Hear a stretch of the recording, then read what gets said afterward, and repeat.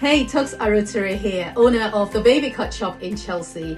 I speak on mindset, entrepreneurship, and faith, and I answer questions as well. Today's question goes, what are 5 productivity hacks that entrepreneurs might be leaving on the table? Okay, my favorite one, which is the one thing that I do consistently, is start your day the night before. Do a brain dump. It helps you sleep well.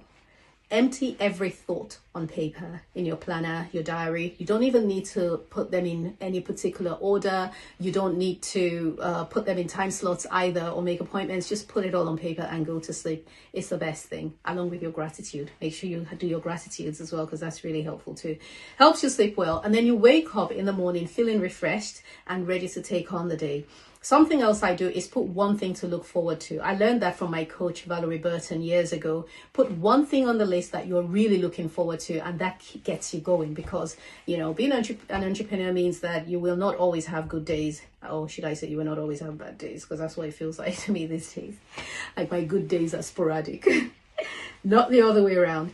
And then you go on to tip number 2, which is the next following morning when you wake up, you batch your tasks together. So you batch similar tasks together. You put all your phone calls together, and you do all your emails together, and your meetings, if possible, put them together. It makes it so much easier, because your brain isn't doing that whole switching from one random task to another one. A lot of energy is used up in that process, and it makes you tired. It will make you tired if you do that. So the best thing to do is put similar tasks together. I believe that the social media people are using this tip. Okay, because back in the day when you were on social media, you will get very random videos. You'll get one video that's about a cat jumping out of the window to catch a bird, and then you will get another random video that of a child singing the alphabet A backwards, Z to A backwards, or whatever.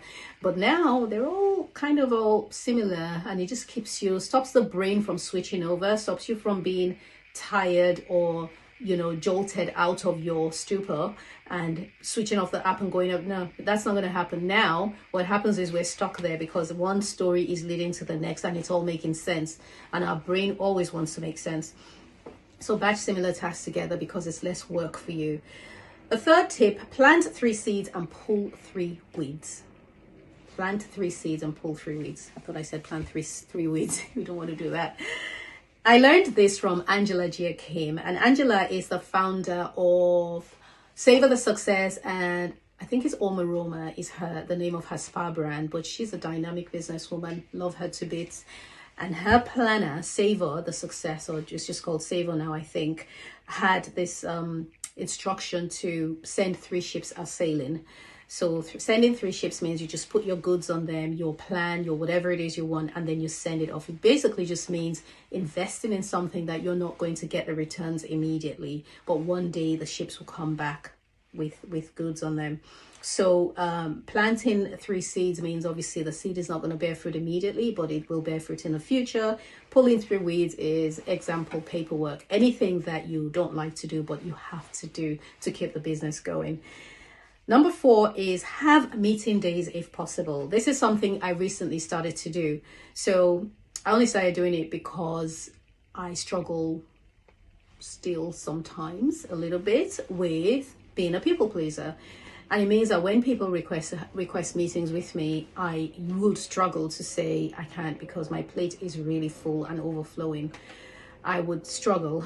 I couldn't say no, even if they were not useful. So what I started to do was have meeting days, and because it's just one day a week I have my meetings, it means that that I have limited time, and I can easily say no, because I really now don't have the time. I'm not going to squeeze you in on a Wednesday because I'm leaving work early on the day or what have you. So having meeting days is a lot easier. It's great because my assistant can tell that, hey, she's not available on any of these days. If she's looking at my diary, she knows what my availability is, and she knows it's only on one particular day of the week. And the 5th one is delegate, which is something else I struggled with. And I think that's due to me being a perfectionist. I didn't realize I was a perfectionist, because if you were to look at my desk, even right now, it doesn't look like the desk of someone who aims for perfection in life.